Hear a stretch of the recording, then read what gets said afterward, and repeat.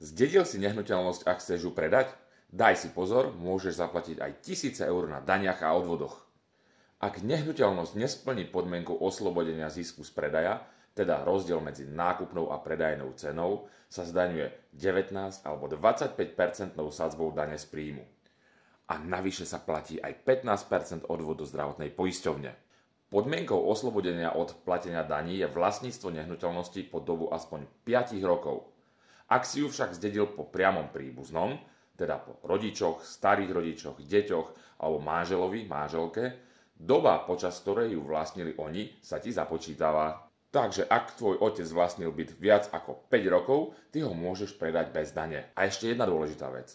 Výšku zisku z predaja si môžeš znížiť o preukázateľné daňové výdavky, napríklad o poplatky v banke, náklady na rekonštrukciu bytu, znalecký posudok, alebo províziu realitnej kancelárie.